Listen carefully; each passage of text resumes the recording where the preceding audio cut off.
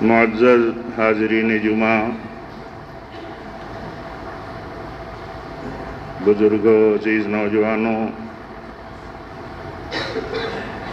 اسلامی ماں اور بہنوں، پیارے بچوں،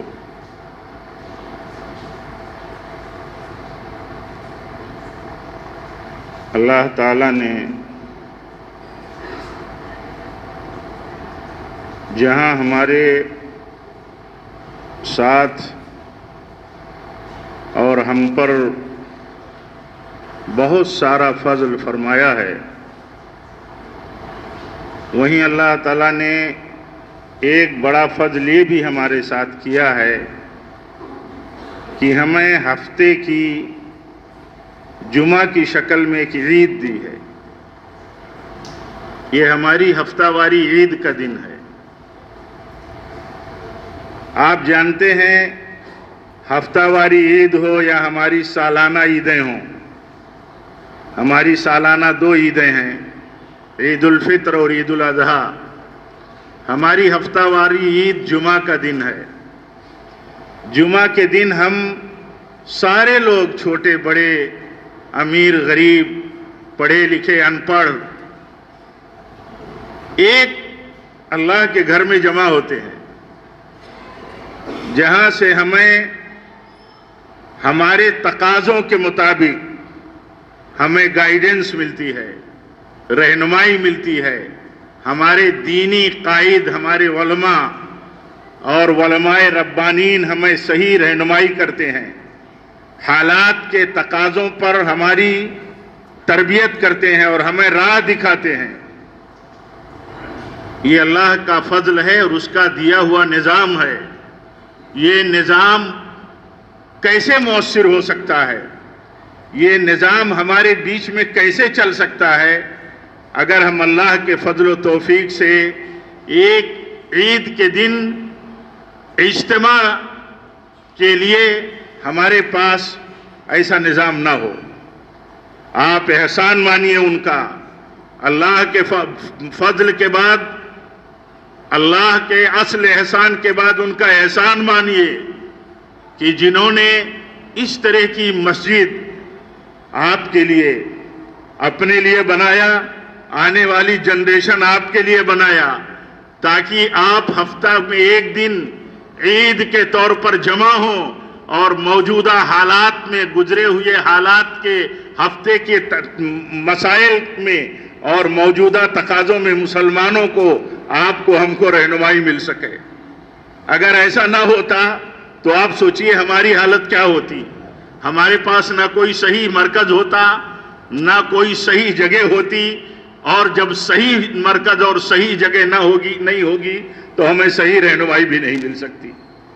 اس لیے وہ لوگ ہمارے بہت بہت شکریہ کے مستحق ہیں، دعاؤں کے مستحق ہیں، جو ہمارے لیے اس طرح کا کام کر گئے۔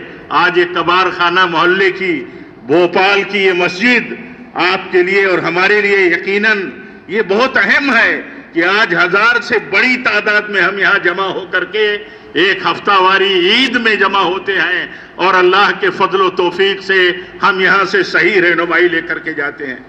آپ جانتے ہیں اچھی طرح کی یہ مسجد اور یہ مسجدیں ہمارے لیے ہمارے عقیدے کی تربیت کی جگہ ہیں، ہمارے اخلاق کی تربیت کی جگہ ہیں، ہمارے اجتماعیت کی مرکز ہے۔ یہ اگر یہ نہ ہو تو نہ ہمارے عقیدوں کی صحیح تعلیم ہو سکتی ہے، نہ ہماری صحیح تربیت ہو سکتی ہے، نہ ہمارا کوئی اجتماعی سسٹم ہو سکتا ہے۔ ہم کہاں جمع ہوں گے؟ اس لیے یہ منبع عقید و عمل جہاں ہے، جہاں یہ تربیت اور اخلاق کا سرچشمہ ہے، وہیں ہماری اجتماعیت کا بھی مرکز ہے۔ جو لوگ صحیح شعور رکھتے ہیں، وہ سمجھتے ہیں کہ یہ پاور ایمان اور عقیدے یہ پاور ہاؤس ہے، یہاں سے صحیح عقیدے اور ایمان کے پاور کی سپلائی ہوتی ہے۔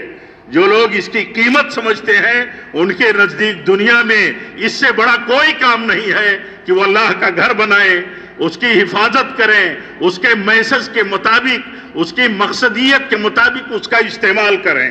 موجودہ حالات میں اگر آپ یہ جانتے ہیں اور یہ جاننا چاہیے کہ موجودہ حالات میں مسلمانوں کو کیا کرنا چاہیے، تو موجودہ حالات میں مسلمانوں کو اپنے مرکز سے جڑنا چاہیے، اور ان کا اصل مرکز اور ان کی اصل جماعتی مرکز علماء ہیں، مسجدیں ہیں، ان کی جماعت ہے، اور مرکز کے قیام کے لیے آگے بڑھنا چاہیے، مسجدیں قائم کرنے کے لیے آگے بڑھنا چاہیے۔ اگر اپنے ملک کی اس آزادی کا فائدہ دوسرے اٹھا سکتے ہیں، جن کے ہاں باطل ہے کثرت کے ساتھ، جن کے ہاں دلال ہے کس کثرت کے ساتھ، جن کے ہاں انحراف اور گمراہیاں ہیں کثرت کے ساتھ، تو آپ بتائیے ملک کے آپ کے کانسٹیٹیوشن آف انڈیا، آپ کے سمویدھان نے آپ کو کہاں اجازت نہیں دی ہے؟ آپ کو ہر سیکٹ اور ہر دھرم والوں کو اجازت ہے کہ اپنے مذہب اور اپنے عقیدہ اور اپنے مسلک، اپنے دھرم کے مطابق وہ چلیں اور ملک کے قانون کی آزادی کا فائدہ اٹھائیں۔ تو ہم کو اور آپ کو بھی اللہ تعالیٰ نے اس طرح کے ماحول میں اور ملک میں ہمیں بھی آزادی دی ہے۔ اگر ہم یہاں پیچھے رہ گئے، موجودہ حالات میں مسلمان اگر پیچھے رہ گیا، بالخصوص صحیح عقیدہ اور صحیح منہج پر چلنے والا، سلف اور سلفیت کی راہ پر چلنے والا اگر مسلمان پیچھے رہ گیا، تو یہ سمجھ لیجئے کہ اس کا مشن پیچھے رہ گیا، اس کا مشن پیچھے رہ گیا۔ یہ بات بہت واضح لفظوں میں اس لیے یہ بات کہی جاتی ہے کہ واضح لفظوں میں بات کہی جائے تو بات سمجھ میں آسانی سے آتی ہے۔ ہمارا اصل مشن یہی ہے، ہمارے اصل سرچشمے یہی ہیں۔ ہماری یہ مسجد ہے، مرکزی مسجد ہے ہمارے شہر بھوپال کی، وہ بھوپال جس کی تاریخ ہماری ہے، جس کی تاریخ ہماری تھی، کہاں ہماری بدقسمتی اور ہمارے اعمال ایسے ہوئے کہ ہم بہت پیچھے چلے گئے، لیکن ہمیں پچھلی لکیروں کو پیٹنے کے بجائے آگے بڑھنے کی کوشش کرنا چاہیے، سبق لے کر کے آگے بڑھ جانا چاہیے۔ اللہ تعالی ہم سب کو توفیق دے۔ جتنے لوگ جہاں ہیں، جتنا علم ہے، جتنی صلاحیتیں ہیں، جتنے سورسز ہیں، جتنے ان کے پاور ہیں، وہ پاور چاہے بزرگی اور تجربے کا ہو، اہل علم کا ہو، ہمارے نوجوانوں کا ہو، ہمارے مالداروں کا ہو، ہمارے سوجھ بوجھ رکھنے والوں کا ہو، وہ چاہے جس طرح کی صلاحیتیں ہوں، ان صلاحیتوں کو استعمال کر کے آگے بڑھنے کا کام ہے، تاکہ ہم موجودہ حالات کے تقاضوں کو پورا کر سکیں۔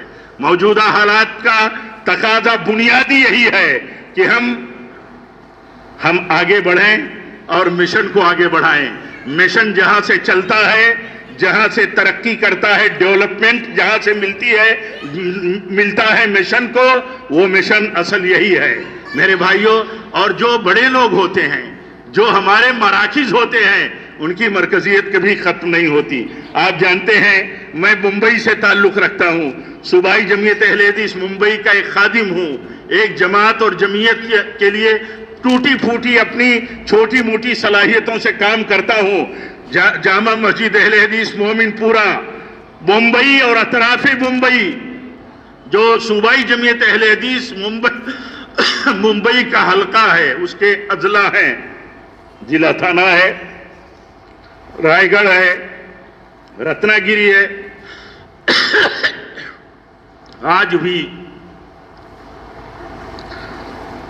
آج بھی مومن پورہ کی مسجد مرکزی مسجد ہے۔ 250 سے زیادہ مسجدیں ہیں،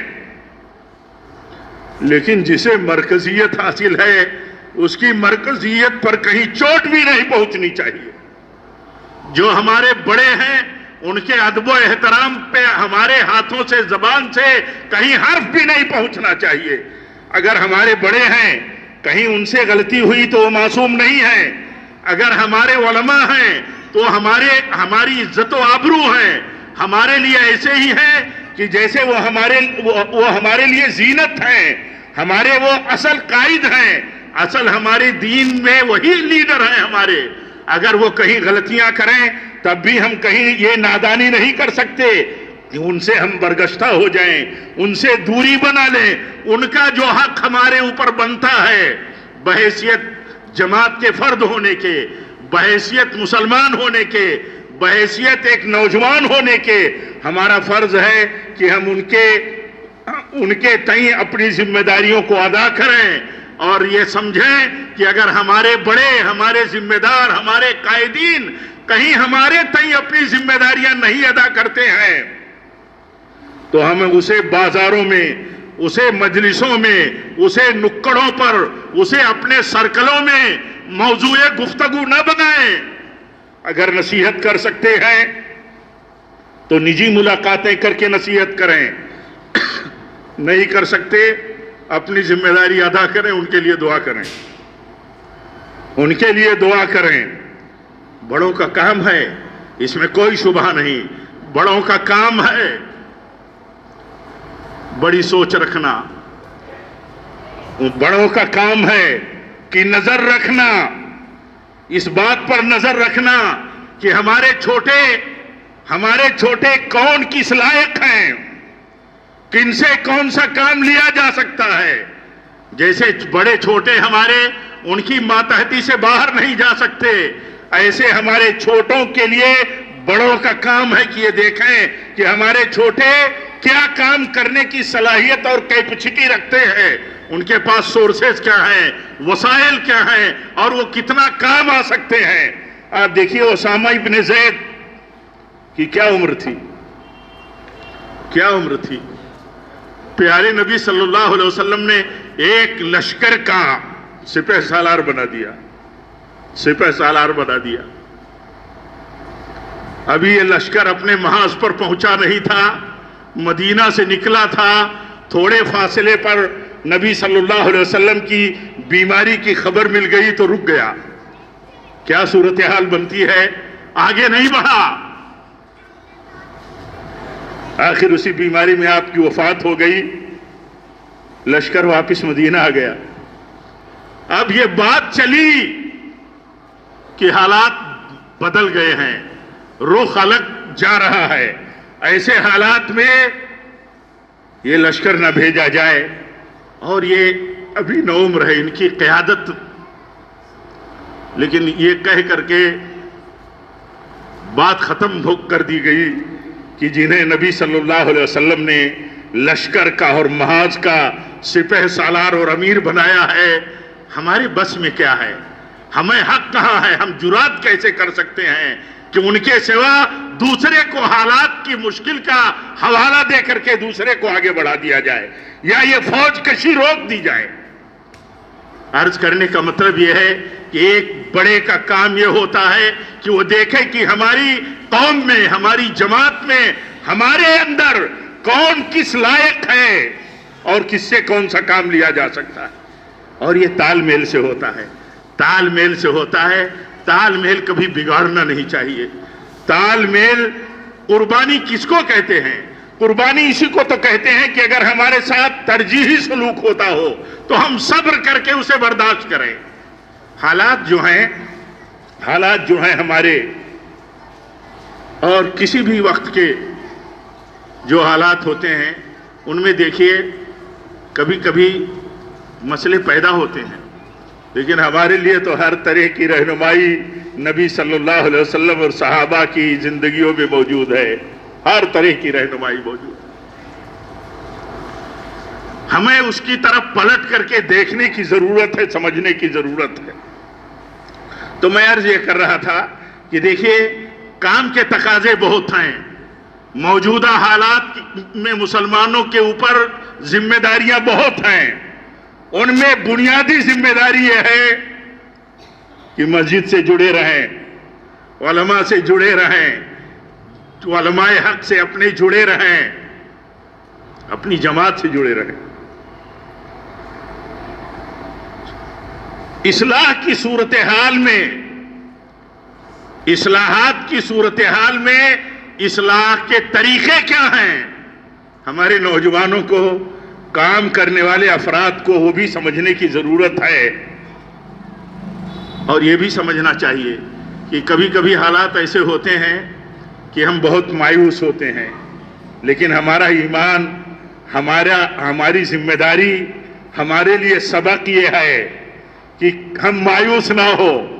حالات بدلتے ہیں، بہت ساری تبدیلیاں آتی ہیں، اور بہت ساری تبدیلیاں آ جانے کے بعد ہم احساس کرتے ہیں کہ کل جو ہم بے چین تھے تو بے چینی ہماری صحیح نہیں تھی. کام کرتے رہنے کی ضرورت ہے.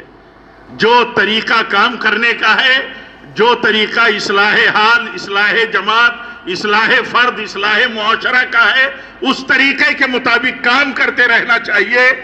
اور یہ اصول ہماری زندگیوں سے نہ نکلے کہ ہمارے بڑے تعظیم کے مستحق ہیں، ہمارے بڑے ادب کے مستحق ہیں، ہمارے بڑے احترام کے مستحق ہیں، ہمارے علماء ہی اصل قیادت کے مستحق اور ذمہ دار ہیں. ہمارے ذہن سے یہ بات نہ نکلے اور ہمارے بڑوں کے ذہن سے بھی یہ بات نہ نکلے کبھی کہ جیسے چھوٹوں کو کہا گیا کہ نبی صلی اللہ علیہ وسلم نے فرمایا ہم میں سے وہ نہیں ہے. آپ نے فرمایا ہم میں سے وہ نہیں ہے جو اپنے بڑوں کی تعظیم اور ان کی توقیر نہ کرے. ایسے ہی آپ نے فرمایا وہ بھی ہم میں سے نہیں ہے جو اپنے چھوٹوں پر شفقت نہ کرے اور اپنے علماء کا حق اور مقام نہ جانے. میرے بھائیوں، آپ نے دیکھا ہوگا موجودہ حالات میں، آپ نے دیکھا ہوگا کون برگشتہ ہوا صحیح منہج اور راستے سے. موجودہ حالات میں یہ بھی سمجھنا ضروری ہے. بغور دیکھیے، زمین پہ اتر کر کے دیکھیے، اپنے تجربے سے دیکھیے اور پورا بیک گراؤنڈ نکال کر کے دیکھیے کون برگشتہ ہوا. برگشتہ وہی ہوا جو جماعت کے منہج سے برگشتہ ہوا، جو اصل مسجدوں کے میسج اور پیغام اور ہدایتوں سے دور ہوا، جو اپنے علماء سے دور ہوا، وہی برگشتہ ہوا. اور اس کی مثال ایسے ہی ہوئی جیسے ریوڑ کے جتھے سے کوئی بکری نکل جائے، کوئی بھیڑ نکل جائے تو اسے بھیڑیا اچک لے. جہاں دنیا بھر کے فرنٹ بنتے ہیں، جس ملک میں آزادی کے نام سے، فریڈم کے حوالے سے، مسلمان ہو یا غیر مسلم، نان مسلم، روز کوئی نہ کوئی تنظیم بناتے ہیں، روز کوئی نہ کوئی فرنٹ بناتے ہیں، روز کوئی نہ کوئی مرکز بناتے ہیں. آزادی حاصل ہے، کرتے رہو، کوئی رکاوٹ نہیں ہے. کسی فرد کے پاس کوئی پاور نہیں ہے، کسی سسٹم کے پاس. قانون تو آزادی دیتا ہے کہ جو اس آزادی کے ماحول میں جو کچھ کرنا چاہے کرے، لیکن ہم آزاد نہیں ہیں، ہم پابند ہیں علماء کی ماتحتی میں رہنے کے، اس جماعت کی ماتحتی میں رہنے کے جو عقید و منہج میں ہماری بنیاد ہے، اور مسجد سے جڑے رہنے کے، مسجد کے پیغام سے اپنے آپ کو جوڑے رکھنے کے. ہم پابند ہیں اس کے. میرے بھائیوں، اس پابندی سے دیکھیے، میں عرض یہ کر رہا تھا، اس پابندی سے جو نکلا، اپنے آپ کو الگ تھلگ کیا، وہ ہلاک ہو گیا. ہلاک کس کو کہتے ہیں؟ ہلاک اس کو نہیں کہتے کہ آدمی کا جسم مر گیا، آدمی مر گیا. ہلاکت کہتے ہیں جس نے اپنا عقیدہ برباد کر دیا، اپنا منہج برباد کر دیا، علماء کی سرپرستی سے جو آزاد ہو گیا، اصل مرکز اجتماعیت جو ہے مسجد اور مسجد کے پیغام سے، مسجد کی اصل دعوت سے جو اپنے آپ کو الگ کر لیا، وہ ہلاک ہو گیا. وہ ہلاک ہو گیا. اللہ کے نبی صلی اللہ علیہ وسلم نے فرمایا تھا، آپ نے فرمایا تھا میرے بعد ہر دور کا وہ تقاضا ہے، آج تو اس کا تقاضا اور بہت بڑا ہے. آپ نے فرمایا تھا میرے بعد تم بڑا اختلاف دیکھو گے، بڑا اختلاف دیکھو گے. آپ نے فرمایا تھا میرے بعد تم بڑا اختلاف دیکھو گے، جلدی دیکھو گے. اور آپ نے فرمایا تھا لیکن میں تمہیں ایسی شاہراہ پر چھوڑ کے جا رہا ہوں، ایسے ہائی وے پر چھوڑ کے جا رہا ہوں جس پر تاریکی نہیں ہے، رات دن برابر روشنی ہی روشنی ہے. یعنی ایسا اسلام دیا ہوں، ایسا صراط مستقیم دیا ہوں جو روشن ہے. اس راہ پر سچائی اور نیک نیتی سے چلنے والا کبھی بھٹک نہیں سکتا. اور آپ نے فرمایا وہی بھٹکے گا جسے ہلاک ہونا ہوگا. یہ راہ جو چھوڑ دے گا وہ بھٹک جائے گا اصل راستے سے، اور جو اصل راستے سے بھٹکا وہ ہلاک ہو جائے گا، ٹامک ٹوئیاں مارتا رہے گا. تو آپ صلی اللہ علیہ وسلم نے فرمایا کہ میرے بعد بڑا اختلاف دیکھو گے. بہت سارے اختلافات کا ہمیں سامنا ہے، الگ الگ نسبتوں سے، الگ الگ منہج سے، الگ الگ گروپ سے، الگ الگ سیکٹ اور الگ الگ مسلکوں کے نام سے بہت سارے اختلافات ہیں۔ آپ صلی اللہ علیہ وسلم نے نصیحت فرمائی، وصیت کی، اختلاف دیکھنا تو فعلیکم بسنتی، میری سنت کو مضبوطی سے تھام لینا، خلفائے راشدین کے طریقے کو مضبوطی سے تھام لینا۔ یہ تمہیں ہر طرح کے حالات میں، ہر طرح کے اختلافات میں یہ چیز تمہیں صراط مستقیم پر جمائے رکھے گی۔ ہر مسئلے میں تم سنت ڈھونڈو، سنت تمہیں اختلاف سے بچا لے گی۔ سنت پر چلنے والا، خلفائے راشدین کی راہ پر چلنے والا کبھی تقلید کی راہ پر نہیں جا سکتا، کبھی نہیں جا سکتا۔ سنت میں تقلید کا حکم نہیں، خلفائے راشدین کے ہاں تقلید کا حکم نہیں، صحابہ کے ہاں تقلید کا کوئی عمل نہیں، حتیٰ کہ جن ائمہ کرام کی تقلید ہوتی ہے ان کے ہاں بھی تقلید نہیں، وہ بھی کسی کے مقلد نہیں تھے اور نہ انہوں نے تقلید کا حکم دیا۔ کتنا بڑا مسئلہ آسان ہو جاتا ہے ایک مسلمان کے لیے اگر وہ یہ سمجھتا ہو کہ نبی صلی اللہ علیہ وسلم نے اختلاف کے ماحول اور حالات میں ہمیں یہ نصیحت فرمائی ہے، اور جب موجودہ حالات میں ہم بہت سارے اختلافات کے دلدل میں لوگوں کو دیکھتے ہو، کمیونٹی کو دیکھتے ہو، تو ہمارا کام کیا ہے؟ ہمارا کام ہے نبی صلی اللہ علیہ وسلم کے حکم اور ہدایت کو دل و جان سے مضبوط اپنے داڑھوں سے پکڑ لینا، یہی ہمارا کام۔ نبی صلی اللہ علیہ وسلم نے فرمایا تھا علیکم بسنتی، آپ نے فرمایا تھا تم پر لازم ہے کہ تم سنت کو مضبوطی سے پکڑو اور بدعت سے دور رہو۔ جہاں تک میری آواز جو بھائی سنتا ہو، جو بہن سنتی ہو، ان کے لیے نصیحت ہے کہ دیکھو، غور کرو اس پر۔ ہم موجودہ حالات میں یا کیسے بھی حالات ہوں، ہم کبھی اپنے مخالف پر غلط زبان استعمال کرنے کی تو بات جانے دیجئے، اس کے قائل بھی نہیں ہیں۔ ہمارا کام ہے سنت بتانا۔ آپ بتاؤ، آپ جس راہ پر ہو، اگر یہ سنت کی راہ نہیں ہے تو یہ تو بتاؤ سنت کی راہ ہے تو بتاؤ، اور اگر سنت کی راہ نہیں ہے تو یہ تو بتاؤ کہ سنت کی راہ بہتر ہے یا آپ نے جو راہ نکالی وہ بہتر ہے، بتاؤ تو۔ کیسے سمجھایا تھا، کیسے سمجھایا تھا حضرت عبداللہ ابن مسعود رضی اللہ عنہ نے کوفہ کی اس مسجد میں جس میں حلقہ بنا کر کے لوگ کنکریوں پر تسبیح پڑھتے تھے، کیسے سمجھایا تھا؟ ہمارا منہج وہی ہے، ہمارا منہج وہی ہے کہ ہم سنت کی بات اور اصلیت اور اصالت اور اس کی عظمت اور اس کی مضبوطی دل و دماغ میں کیسے بٹھاتے ہیں۔ ہم یہ نہیں کہتے کہ تم ایسا کرتے ہو تم گمراہ ہو گئے، فلاں ہو گئے، دھماک ہو گئے۔ یہ گمراہی کا راستہ ہے۔ اصل راستہ جس نے چھوڑ دیا، اصل راستے سے جو بھٹک گیا، اسی کو کہتے ہیں راہ بھولا ہوا، راستے سے بھٹکا ہوا آدمی، اسی معنی میں ہے گمراہی۔ تو انہوں نے کہا نبی صلی اللہ علیہ وسلم نے جو راستہ بتایا تھا، جو طریقہ تسبیح گننے کا بتایا تھا، اور آپ نے خاص طور پر عورتوں کو مخاطب کر کے بتایا تھا، آپ نے مخاطب کیا تھا کہ اللہ کی تسبیح جو ہے وہ انگلیوں پر گنو، انگلیوں کے پوروں پر گنو، کیا اس میں تم کمزور تو نہیں ہو گئے؟ تو اگر دیکھا کوئی طریقہ سنت کے خلاف تو کہا یہ بتاؤ، ابھی نبی صلی اللہ علیہ وسلم کے کپڑے موجود ہیں، ابھی نبی صلی اللہ علیہ وسلم کے گھروں کے برتن موجود ہیں، یہ اتنی جلدی تم نے نیا طریقہ نکال لیا؟ اتنی جلدی؟ ہمارا یہ طریقہ ہے میرے بھائیوں، ہمارا یہ طریقہ ہے کہ ہم اپنی دعوت کو کبھی چھپا نہیں سکتے، اپنی پہچان کو کبھی چھپا نہیں سکتے۔ آج ہمارے اپنے ملک میں مسلمانوں کی یہ ذمہ داری ہے کہ اسلام اپنا اس کی پہچان کے ساتھ، اس کے شعار کے ساتھ لے کے چلیں، اس کے علامتوں کے ساتھ لے کے چلیں، اور مسلمانوں میں جو اصل حق پر چلنے والی جماعت ہے، یقین سے، علم سے یہ بات کہتا ہوں، بصیرت کے ساتھ یہ بات کہتا ہوں، وہ جماعت اہل الحدیث ہے۔ اہل الحدیث کو اپنی پہچان کے ساتھ رہنا چاہیے۔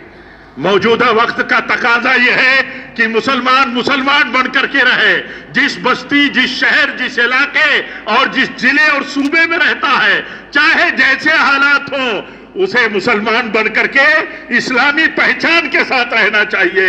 اور خاص طور پر اہل الحدیث کو اپنے عقیدے، اپنے سلوک، اپنے اخلاق، اپنے کیریکٹر، اپنے معاملات اور اپنی نوجوانی کی زندگی میں اپنے صاف و شفاف اخلاق اور کیریکٹر کے ساتھ زندہ رہنا چاہیے۔ لوگوں کی دل و دماغ میں یہ بات رہے کہ یہ نوجوان، یہ اہل حدیث نوجوان ہے، یہ اہل حدیث بھائی ہے، یہ اہل حدیث بہن ہے ہماری، اس کا کیریکٹر بے داغ ہے۔ وہی جواں ہے قبیلے کی آنکھ کا تارا، شباب جس کا ہو بے داغ، ضرب ہو کاری، بہادر ہو، ہمتور ہو، کام آنے والا ہو، سورسز رکھتا ہو اور اس کے اندر عزیمت ہو، لیکن اس کا کیریکٹر بلند ہو۔ کیریکٹر اگر لیس ہو گیا، کیریکٹر اور اخلاقیات میں اگر آدمی گر گیا تو دعوت میں گر جائے گا، مشن میں گر جائے گا۔ یہ ہماری ذمہ داری ہے میرے بھائیوں۔ تو میں عرض یہ کر رہا تھا کہ اگر آپ یہ سوال کرتے ہو کسی ذمہ دار سے کہ موجودہ حالات میں ہماری ذمہ داری کیا ہے، مسلمانوں کی ذمہ داری کیا ہے، تو میں عرض یہ کر رہا تھا اس مختصر سے خطبے کے پیریڈ میں کہ آپ کی ذمہ داری یہ ہے کہ آپ مسجدوں سے جڑو، اصل مرکز سے جڑو، مسجدوں کے تقاضے پورا کرو، جہاں جہاں مسجدوں کے تقاضے ہیں مسجدیں بناؤ، اپنے مرکز کی مرکزیت کمزور نہ ہونے دو، علماء سے جڑے رہو، جماعت سے جڑے رہو، بزرگوں کا احترام اور وقار کہیں خطرے میں نہ پڑ جائے، جن کے علماء ہلکے ہو جائے، جن کی جماعت ان کی نظر میں ہلکی ہو جائے، جن کی مسجدوں کا مقام اور عظمت ان کی نگاہ میں کم ہو جائے، وہ کسی کام کے نہیں ہوں گے۔ سماج میں ان کی حیثیت ایسی ہوگی جیسے سیلاب کے اوپر بہتا ہوا جھاگ اور کچرا ہو، ان کی کوئی حیثیت نہیں ہوگی۔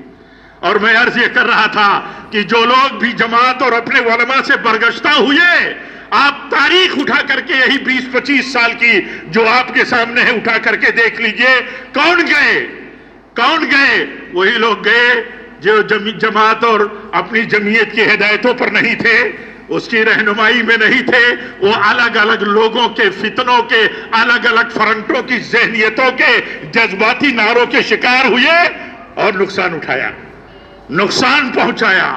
اس لیے یہ برکت ہے، یہ برکت ہے میرے بھائیوں، یہ برکت کہیں اور حاصل نہیں ہوگی۔